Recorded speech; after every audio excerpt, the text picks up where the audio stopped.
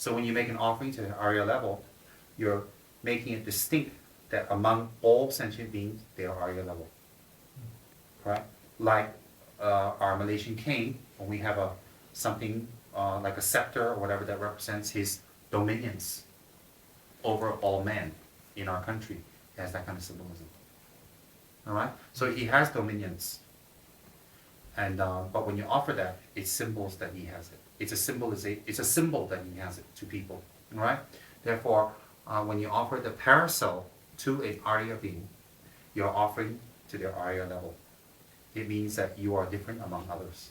So hence, what happens is, the victory parasol also represents that parasol protects you from the weather, rain, and sun. So when you have that Arya level, you are protected from all samsara's fears. Let us sink in. So hence, like a parasol being offered to an Arya being, by offering this, may I come under your protection. And by making that prayer, may I come under your protection, you create the direct causes to achieve their level to be protected by your own Arya level. So it's not worshipping them ultimately for them to protect you, it's worshipping them and making offerings to them initially to create the causes that you can be protected by Arya mind, Arya beings. And why can that Arya being be yourself? So that's how you connect it. Understand? Think about it carefully, don't forget.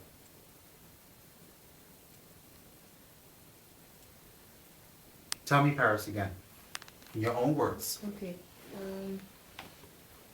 We offer a parasol to Arya beings as an offering to their exalted state of mind, which is their Arya mind. And what is the Arya mind? Give me a Mind. quick definition. A mind that has transcended and is above samsara. That's very cute. Give me a better description. It is a mind that's protected from Shin. What makes a person Arya? What is the distinguishing characteristic of their mind that makes them Arya? Yeah, him. Of what? Wisdom and compassion.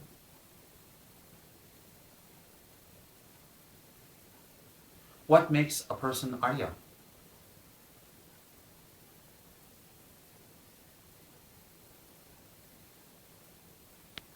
freedom from samsara.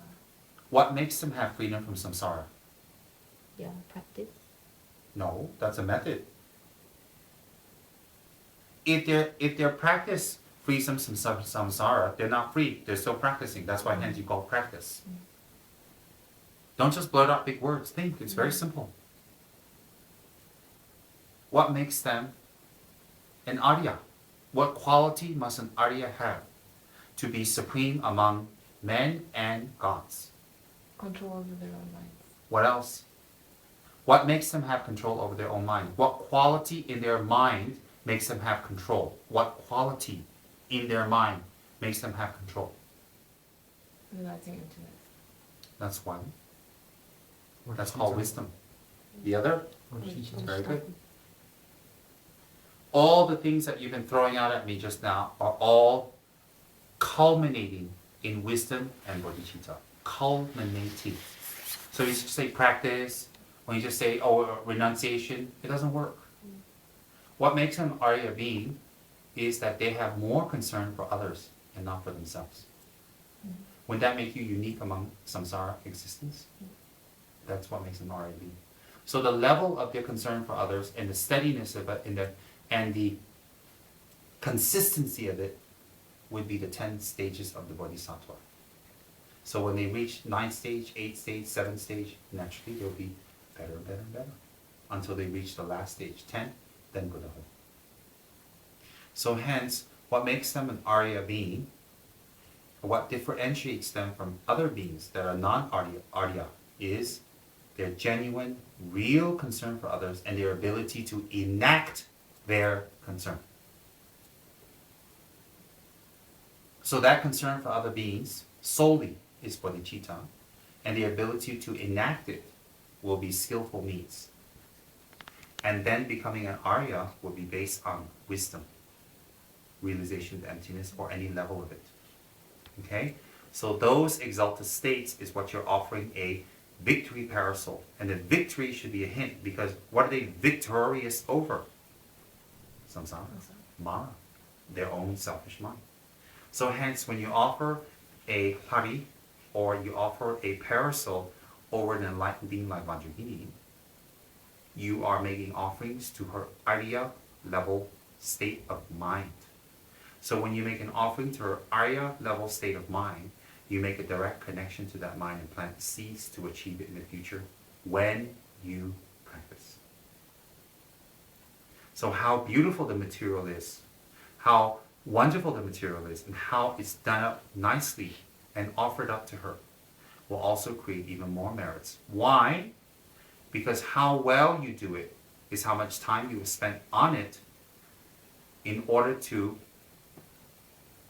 recognize and celebrate her enlightened mind, as opposed to using that time for frivolous, non-beneficial activities. And how much you put into it, and I'm talking about expenses, of course that's subjective. How much you put into expenses would be increasing your paramita of giving, whereas normally you would just give to yourself. So by making it as beautiful and as expensive as possible, according to your subjective needs, all right? Because some is, if you can spend 10 rupees, that's very expensive.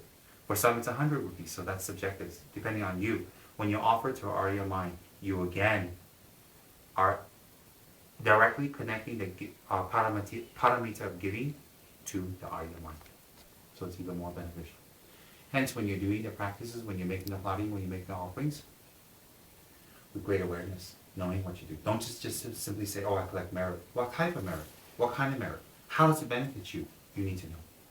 You need to know so your faith is stable. And hence, when you do it, you do any kind of Dharma work, it's great joy. It's great happiness. And you do it with a lot of enthusiasm. And you never get tired of doing it. Why? Because you know the benefit. I'll give you an example. You guys ever get tired of eating Malaysian food? No. So there is this possibility that your mind doesn't get tired of things, correct? Does David ever get tired of having money? No. No. So is it possible that your mind can reach a level where it never gets tired of something? Okay. How? Knowing its benefit. The benefit of having money. David has the freedom to spend and help as he likes. For example. Or, alright, let's be realistic, buy statues. You understand or not? So hence, simply making offerings saying, oh, it has benefits, it's meritorious, that's wonderful. Understand it more. And don't be haphazard and half-hearted about it. Why? Because when you understand it, your enthusiasm to do Dharma work will never abate. And the difficulties that you endure when you do Dharma work will not be seen as difficulties. It will be purification. Why? Because your mind is happy to endure for a higher purpose. Your mind is happy to endure for a higher purpose. What's that higher purpose? For yourselves to achieve the Arya mind.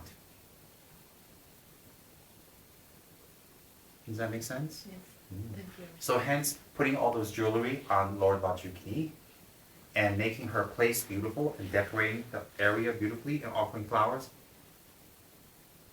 should be done with great excitement. And the minute you walk into the house, your mind should immediately focus to the altar, immediately focus to Vajrayini. You say, how do I make that beautiful? Not yourself. That's how attained people or advanced people or people who know Dharma always are interested in their altar, always are interested in making offerings, always are interested in the Buddhas and the statues. They're not interested in much other things. Why? Because the benefit has sunk in. So it's spontaneous. So hence, like you three are young, and you've been here for months. And when you know the benefits of the ladang, you know the benefits of the land, you know the benefits of painting and everything you do here in the Buddhaland house, all your work becomes joyous. And then you transform. Let me tell you why you transform. Because all the difficulties you have endured becomes a source of joy. Whereas last time before the Dharma, any difficulties become a source of unhappiness. So how do you transform? Because you are focused on doing something that brings you to Arya level, as opposed to the opposite. And then your enthusiasm to do Dharma work, and just let go, and just enthusiastically do it happily, no matter what difficulties come. That itself brings you to a higher level. Because any Dharma work benefits others. Any benefit to others bring you to the level of Arya. And when you become an Arya, any level, you can even be more beneficial to others. So it's like a wheel of sharp weapons that cuts away at Maras. So hence, for you guys to be here and say, okay, I can imagine 100 thoughts going through your mind for the last few months, but for you to say, okay, I'll let go. I'll be here. When I'm told to go back, I'll go back. When I'm told to stay here to do, I'm here to do. And you're not being controlled. You're told to do just when the work is done and not done because you don't know the whole picture. You're not told to do. You have chosen to do it. So the timing is not what you're being told. The timing is just when it's done and not done. But you chose to do it, so you happily do it. So all that you have endured, all that you have done, all that you have been here doing is to benefit others. And the more you realize that, the happier you become, and the more you surrender, and the more you open up, and that's when you transform. Why? Because then happiness arises from doing work for others directly or indirectly. And doing work for yourselves become unhappy. That's when you're entering the door of Aryas. Because before you met the Dharma, doing things for yourself was great pleasure. And doing things for others, if it benefits you, if it was along the way, if it was all right, fine. But now your minds are starting to transform to say, wait a minute, how come I feel happy doing all this? It's not my house, it's not my statue. Rinpoche, the monster tyrant, is here, and there's no escape for any of us. Why am I happy? Because you know the purpose. Why do I not so look forward to going back to Malaysia and going back to my routine, all this? Because you have realized that your routine doesn't mean much anymore. And that's how you transform. And your anger, your frustration, and your feeling of, I want to finish fast, becomes less and less. It arises because you're normal. It arises. But how it affects you is less and less and less. You still do it. Last time you just say bye. Forget it. You don't have to be bitchy. But now you say, okay, I feel like that, but I'm still going to do it. And then your moods go up and down as you do it. It goes up and down as you do it because your Arya mind, your Arya nature, is fighting your samsara nature. And they're having an ongoing battle. So therefore, even offering a victory banner, we can weave it into a Dharma talk to explain how your mind is actually transforming now. And how doing work to benefit others, you're becoming happy. And even being in the wilderness, somewhere really far away from everything, you're still becoming happier. And how that will affect you to be happy, ultimately doing things for others, and absorbing the difficulties for others. Absorbing the difficulties for others doesn't mean you take their karma. It means for their sake, you do work without them even knowing that it's benefiting them. And your minds are transformed more and more. And what does it transform from? Selfishness to selflessness. And that's what's making you happy. It's not even the Dharma work anymore. It is knowing that your mind is transforming. Think about it. Isn't that profound?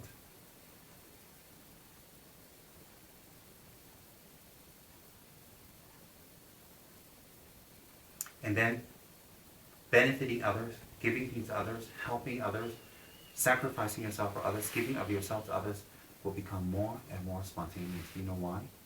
Because the fleeting glimpses of happiness that you feel from doing this now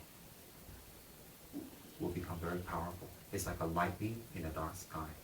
A quick lightning. Although the lightning is very quick, it lights up the whole landscape. And soon that lightning will turn into day, where the whole landscape is just lit up. When it's all lit up and you can see it clearly, it's like achieving the Arya mind. And think about all that. So every single Dharma work you do, cherish it, love it, and do it with great spontaneity and enthusiasm. And no matter what difficulties that come, I accept. And that's how the mind becomes stronger. That's how a Malaysian princess transforms into Mother Teresa.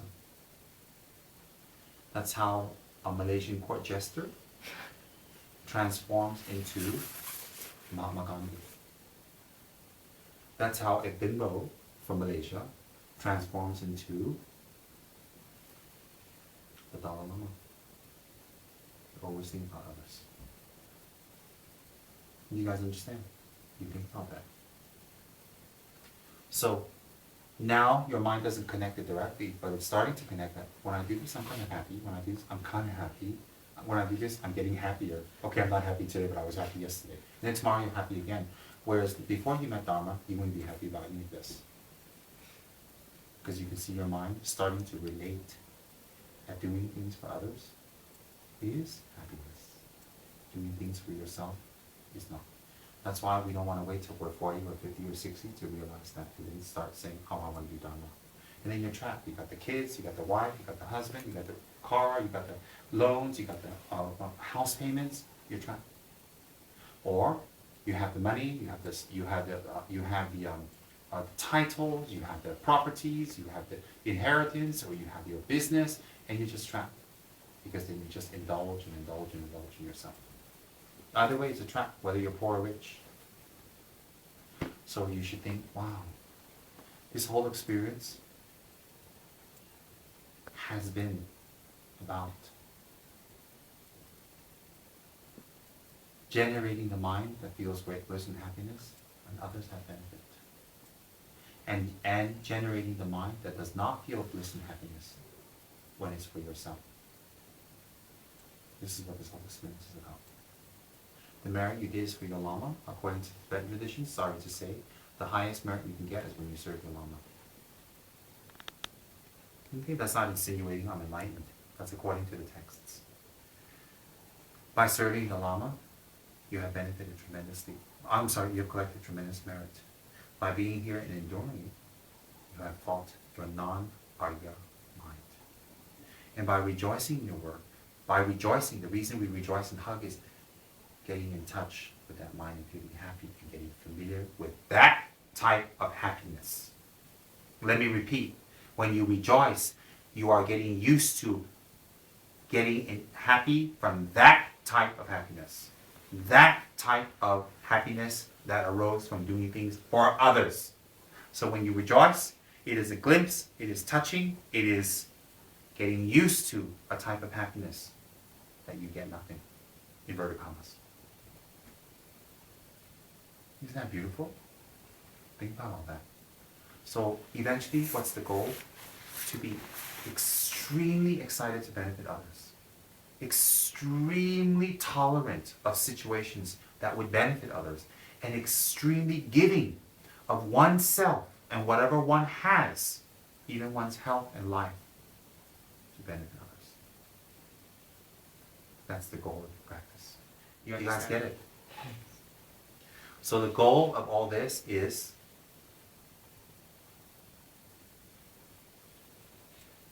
to exist for others, to reincarnate for others, to take rebirth for others, and to breathe for others.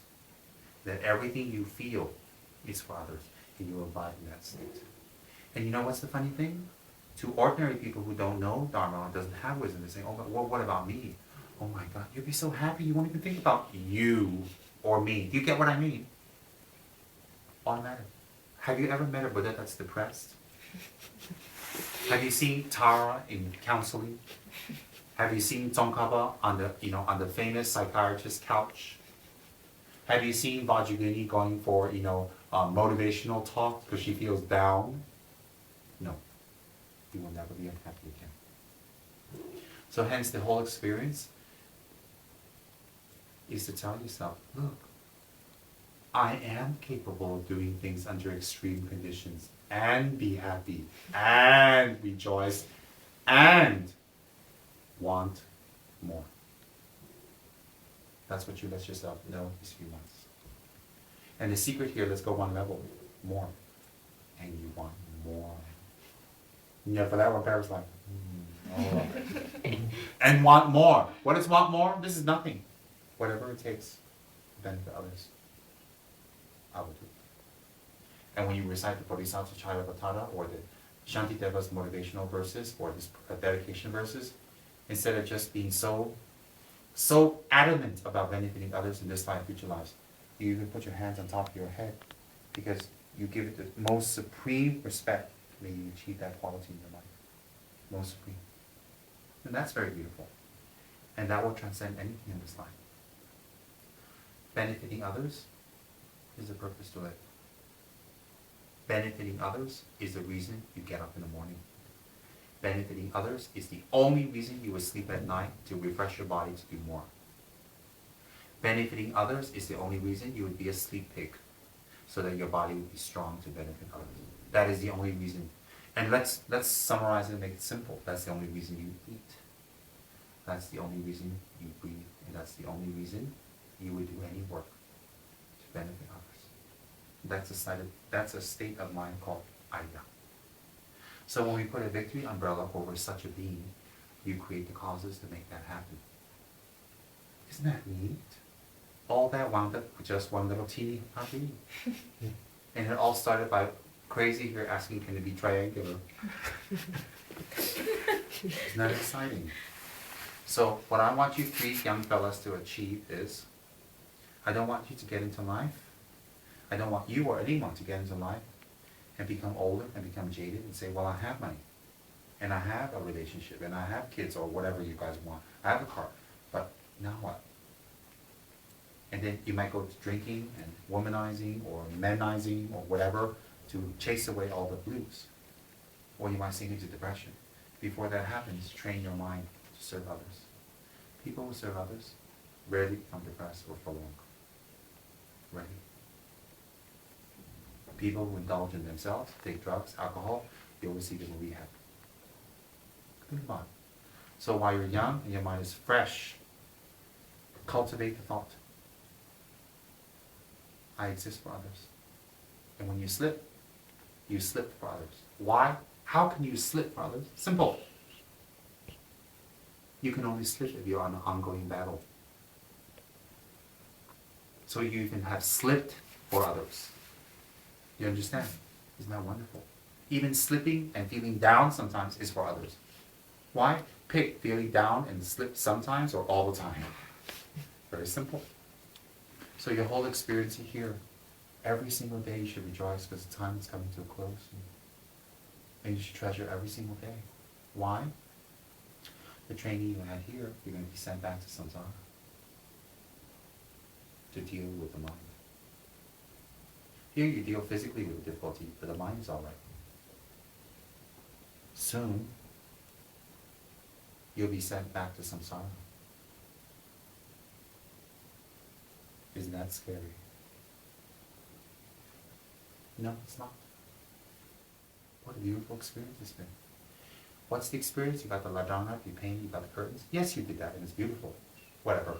But the whole purpose is what? Because this will be blown away, and within the century it'll be dust again. But your mind will not be. And the attainments that you got from being here will not become dust. You will carry that with you in every single lifetime. You understand that? Think about that. All Dharma work, do with great joy. All Dharma work, do with great enthusiasm.